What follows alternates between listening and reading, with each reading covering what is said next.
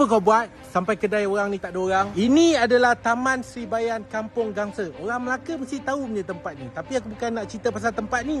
Aku nak cerita pasal kedai ni. Aku tengok makanan dia boleh tahan. Aku ada nasi goreng kampung dengan dia punya roti canai. Rasa okey, tak ada masalah. Tapi kedai dia tak ada orang. Nak tahu sebab apa tak ada orang? Ini semua gara-gara ada seorang reviewer tu. Apa kau buat sampai kedai orang ni tak ada orang? Reviewer yang aku cakap ni, dia memanglah famous dekat Melaka ni. Dia datang sini buat video dan dia posting. Dan kalau kau tengok posting dia tu, memang tak boleh pakai. Sebab tu kedai ni tak ada orang. Aku order dekat kedai ni nasi goreng kampung dia dengan roti canai dia. Sedap, bukan tak sedap. Tapi kau tengok apa kau buat sampai kedai ni tak ada orang. Aku malas nak mention nama dia. Yang mana tahu je tahu. Line yang dia selalu guna memang Syapalih. Siapa lagi? Kau buat apa? Syapalih tu aku?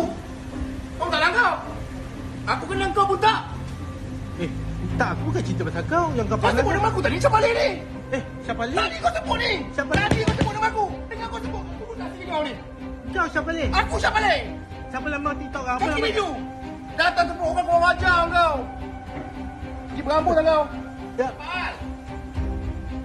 Betul ke kau kaki review ni? Aku kira review lah. Tengok. Sekejap. Tengok TikTok kau. Aku kira betul lah. Ni apa? Musibat kau aku lah ni. Cuba kau cakap Syapalih. Syapalih.